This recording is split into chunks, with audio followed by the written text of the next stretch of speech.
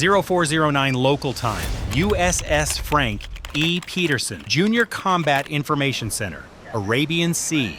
The radar operator is not calling contacts, he is firing. Vertical launch cells crack open on the destroyer's forward deck. Standard missiles leave the tubes at Mach 3.5 before the Iranian contacts even reach the outer edge of the screen. 19 miles 14. The radar returns drop off the display, not because Iran turned them back, because the destroyer is burning through its magazine. Behind it, 22 miles, USS Abraham Lincoln is still flying aircraft. The carrier never fires a shot. The ship doing the fighting is not the ship you are watching. Iran confirmed it. 101 missiles, all of them aimed at USS Abraham Lincoln, the night of March 23, 2026. Trump confirmed it himself. Every single one knocked down at sea. Here is what that statement left out. The carrier did not knock them down. The carrier launched aircraft. The escort destroyers fired the interceptors. Every standard missile that burned through the dark toward an incoming Iranian drone left from a destroyer deck, not from the flight deck behind it. And underneath that single night, 101 missiles against a destroyer screen with 96 cells each. There is a calculation Iran is running every time it lights a launch rail. The carrier is not the real target. The destroyer screen is. There are three things you need to understand before the math makes sense. A U.S. carrier strike group does not sail alone.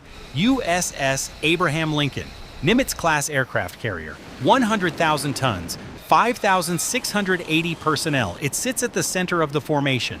Around it, between 8 and 12 miles out, runs the escort screen. Arleigh Burke-class guided missile destroyers, DDGs, each one 510 feet long, 9,000 tons. A crew of 380 sailors whose names you will never read in a headline. The carrier's job is to generate air power. F-35C Lightning IIs, F/A-18 Super Hornets, E-2D Hawkeye surveillance aircraft, EA-18G Growlers for electronic warfare. Every strike package that hit Iran launched from that flight deck. The destroyer's job is to make sure the flight deck stays in the air. Each Arleigh Burke carries the Aegis combat system, the most advanced shipboard air defense network on Earth, running on an AN/SPY-6 phased array radar. It tracks hundreds of contacts simultaneously across multiple altitudes and threat classes, drones at wave height, ballistic missiles at the edge of atmosphere, cruise missiles threading terrain gaps between. Aegis sees all of it at once, and it sees all of it before the carrier's own systems do. Then the Mark 41 vertical launch system fires the answer, 96 cells, each one loaded with a weapon. RIM-66 SM-2, standard missile for medium-range air threats. RIM-174 SM-6 for extended range, effective against ballistic and cruise missiles both. RIM-161 SM-3, Block 2A for ballistic missiles at the top of their arc in space. RIM-162 ESSM, Block 2 for saturation scenarios where the swarm is close and fast. The cell mix changes by deployment. The math does not. 96 cells, that is the destroyer's entire combat depth. When those cells go empty, the destroyer leaves the screen. Now here is the layer that most coverage ignores. When Iran fires a drone swarm at a carrier strike group, the engagement does not begin at the carrier. It begins 100 kilometers out. The E-2D Hawkeye airborne radar picks up the contacts first. EA-18G Growlers jam. F-35C and F/A-18 Combat Air Patrol engage at long range with AMRAAM. Then the destroyers open up with standard missiles at 50-plus miles, then medium-range ESSM inside 27 miles. Then short-range RAM at 5. Then, if something threads all of that, the carrier's own phalanx, CIWS, opens at under a mile with 4,500 rounds per minute. 6 layers. Only 2 of them belong to the carrier, the other 4 belong to the destroyer screen. When Iran fired 101 missiles in a single night, every single one of them ran that gauntlet. Iran's real target. Here is what Iran calculated, and what most coverage missed entirely. Iran's drone swarm doctrine does not aim at the carrier. Defense Security Asia published the analysis. Precise language. Carriers themselves possess limited organic close-in defenses compared to their escorts, creating an inherent dependency on the integrity and survivability of the destroyer screen. which must absorb the bulk of incoming threats before drones reach the carrier's terminal defensive zone. Iran read that, and they built their campaign around it. The Shahed 136 is a one-way attack drone, 40-kilogram warhead, $20,000 airframe, manufactured in volume, hundreds per month. It flies sea-skimming profiles, wave height, GPS-denied navigation, autonomous terminal guidance in the final phase, all of it specifically engineered to compress the Aegis radar's engagement window from minutes to seconds, not to sink the carrier, to force the destroyer to spend missiles, and that is where the arithmetic turns dangerous. Each standard missile SM-2 intercepting an Iranian drone costs approximately $2 million. Each SM-6 costs $4 million. Each SM-3 Block 2A, $36 million per shot. The Shahed costs $50,000 to build. Iran manufactures them like ammunition. Iran does not need to sink a destroyer, it needs to empty one. And Arleigh Burke, that has fired its magazine, must return to port. The Mark 41 Vive LS cannot be reloaded at sea. The cells go empty, and the destroyer exits the screen. The carrier behind it loses a defensive layer. The next salvo arrives against fewer interceptors. That is the geometry. Simple, patient, geometric. And on March 13th through 16th, 2026, Defense Security Asia satellite imagery confirmed it working. USS Abraham Lincoln Strike Group repositioned 1,100 kilometers from Iran. Why? IRGC gunboats threatened one escort vessel, one ship threatened, and the entire strike group moves. Iran does not need to win the engagement. It needs to threaten one ship. The repositioning is the evidence. The engagements, March 5th, 2026. CENTCOM press briefing, MacDill Air Force Base, Florida. Admiral Brad Cooper steps to the podium. Iran's ballistic missile attacks have decreased 90% since day one. Drone attacks decreased 83% since day one. The numbers sound like a victory summary, and in one sense, they are. The destroyer screen has been absorbing the campaign from the first night. CENTCOM releases the footage to prove it. USS Frank E. Peterson Jr., DDG-121, firing a volley of standard missiles during operations in the CENTCOM area of responsibility. USS Thomas Hudner, DDG-116, firing Tomahawk cruise missiles at Iranian targets. Two destroyers, both publicly named, both in the fight from the opening week. But the 90% reduction in ballistic missile attacks did not happen because Iran ran out of missiles on its own. It happened because the destroyers held the line while the bombers went after the launch infrastructure. GBU-72. Advanced bunker busters, 5,000-pound deep penetrators, went through reinforced concrete and rock into the underground missile silos along Iran's southern coastline. Per CENTCOM, the Iranian anti-ship cruise missiles in those bunkers posed a direct risk to international shipping. The silos were struck. The launch rails inside them went silent. The destroyer screen was not the only weapon in this fight, but it was the weapon absorbing fire while everything else worked. Now, the cost side of that equation. Warcosts.org published the figure in March 2026. Pentagon confirmed $11.3 billion, 6 days of the campaign, $1.88 billion per day, $78.3 million per hour, $21,800 every second. The Wall Street Journal ran one sentence that cut through all of it. The U.S. is racing to destroy Iran's missile and drone assets before it runs out of interceptors. Before, not after. U.S. standard missile stockpiles entered Operation Epic Fury already reduced, drawn down by Ukraine transfers, further drawn by the 12-day Israel-Iran exchange in June 2025.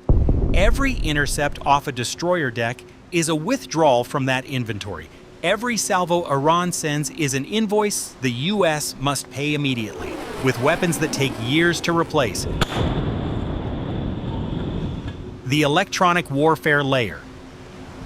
But there is one layer above the standard missile, one that does not fire a single round. March 7th, 2026, an EA-18G Growler launches from USS Abraham Lincoln, Carrier Air Wing 11, VAQ-133, mixed jamming pods, the legacy AN/ALQ-99, and the newer AN/ALQ-249 next-generation jammer. Two systems, two frequency ranges, both active simultaneously. The Growler does not intercept drones, it blinds them. The AN/ALQ-249 operates across frequency bands that overlap the guidance and data link signals of Iranian drone swarms. It does not destroy the Shahed. It severs the connection between the drone and its controller, or it corrupts the terminal guidance at the final approach phase. A Shahed that cannot locate its target is no longer a precision weapon. It becomes random noise at wave height. Every drone the Growler blinds is a drone the destroyer does not have to spend an interceptor on. That is the logic of the layered defense. The Growler saves the missiles. The destroyer fires the ones that get through. The carrier generates both platforms simultaneously. 3 ships, 3 roles, all running at once, all dependent on the escort screen surviving long enough to keep the carrier in the fight. This is the machine Iran is trying to break, not by sinking it, by exhausting it. Run the arithmetic once. From the beginning, 101 missiles, March 23, 2026, one night, all aimed at USS Abraham Lincoln. A single Arleigh Burke carries 96 VLS cells. If every incoming missile receives 1 interceptor, 1 Iranian salvo nearly empties 1 destroyer. 3 carriers were operating simultaneously in the Middle East during Operation Epic Fury. USS Abraham Lincoln, USS Gerald R. Ford. 2 to 4 destroyers in screen around each one. That means 8 to 12 destroyers in active theater coverage at any given moment. Iran's IRGC fired over 600 missiles and more than 2,000 drones across the True Promise 4 campaign. 8 destroyers, 8 times 96, 768 interceptors maximum. If every cell is loaded for air defense, nothing held for strike, and every ship is topped off against 2,000 drone attacks, 600 missile launches. The math does not close. There is a moment in every sustained naval campaign when the question stops being whether the destroyer can intercept the incoming threat and starts being whether the destroyer has anything left to intercept it with. That moment is called Winchester. Winchester is when the magazine is empty and the destroyer turns for port, and the carrier behind it, 5,680 sailors, the flight deck generating air power for 65 days straight, is depending on a screen that is no longer there. Iran has not achieved Winchester, not yet, but the strategy was never to win in a single night. Resolution and forward threat. Day 65, USS Frank E. Peterson Jr., Arabian Sea, 380 sailors, DDG-121, in the CENTCOM area of responsibility since February 28, 2026. The opening morning of Operation Epic Fury, 65 days on screen, 65 days absorbing what Iran sent across the water toward the carrier behind them. The crew inside the Combat Information Center sees what the carrier crew does not. Every incoming contact appears on their display first. They make the call, track, hold, or engage. They watch the cell count drop with each launch. They do the math in real time. Behind them, 22 miles back and 5,680 personnel on USS Abraham Lincoln are flying missions, maintaining aircraft, and running strike operations on the assumption that the destroyer screen holds. For 65 days it has held. CENTCOM released the campaign totals in late April. 9,000 Iranian targets struck, more than 140 vessels damaged or destroyed. Admiral Brad Cooper's comparison was deliberate. Not the Gulf War, not Iraq, not Libya, World War II. The largest elimination of a navy over a 3-week period since the Second World War. That is the number Cooper chose. Iran's 4 Soleimani-class warships, the most capable surface combatants in the IRGC fleet, gone. All 4 destroyed. All 4 confirmed by CENTCOM. An entire class of warship eliminated in 3 weeks. The 16 mine layer vessels that seeded the Strait of Hormuz with Maham mines, gone. The underground missile bunkers along Iran's southern coastline, struck by GBU-72 penetrators and removed from the equation. The destroyer screen absorbed the return fire for every single one of those strikes. Every cruise missile Iran launched in response. Every Shahed swarm sent to distract the screen while ballistic missiles came over the top. Every IRGC boat that pushed toward the escort formation. The destroyers held the line while the campaign was executed behind them. And then, April 11th, 2026, USS Frank E. Peterson Jr. and USS Michael Murphy transit the Strait of Hormuz. First U.S. destroyers through that waterway since the war began. CENTCOM statement is direct. Force protection for anticipated mine countermeasure operations, the destroyers that spent 42 days absorbing Iran's drone campaign now led the push into the strait itself. 40 miles of water Iran had closed by force, the most strategically critical maritime corridor on the planet. And the Arleigh Burkes are at the front of the column. 8 days later, April 19th, 2026. USS Spruance fires 5-inch Mark 45 gun rounds into the engine room of the Iranian-flagged cargo vessel Tuska. First kinetic seizure under the U.S. blockade. The ship that spent weeks intercepting ballistic missiles is now enforcing maritime law with its deck gun. The destroyer screen has been every kind of weapon in this campaign. Air defense platform, strike platform, blockade enforcer, lead ship in the Strait transit. The Arleigh Burke did not play one role in this war, it played all of them. But this is where the question gets harder. Every navy on Earth that operates capital ships has been watching the Arabian Sea. The Chinese PLA Navy, Type 052D guided missile destroyers. The Russian Navy's Project 22350 frigates. The Japanese Maritime Self-Defense Force, Atago, and Maya-class destroyers with Aegis-equivalent systems. The Royal Australian Navy with Hobart-class DDGs. Every flag watching the same engagement data from the same campaign. They are all running the same analysis Iran ran. Not how to sink the carrier, how to empty the escorts first. What they observed is this. The Arleigh Burke screen performed under the most sustained drone and missile campaign ever directed at U.S. carriers in a single operation. The Aegis system tracked and engaged simultaneous threats across multiple altitudes and threat classes. The intercept rates were extraordinary. The defense held. They also observed the magazine depth question, the stockpile pressure, the cost exchange equation that the Wall Street Journal named and the Pentagon declined to answer publicly. And they observed something else. On March 13th, a single escort vessel was threatened, and an entire carrier strike group moved 1,100 kilometers. That number is now written into every adversary naval planning document on the planet. CSYS confirmed 850-plus Tomahawk cruise missiles fired in the first 30 days of Epic Fury alone. Approximately 25% of total U.S. global Tomahawk inventory expended in 1 month.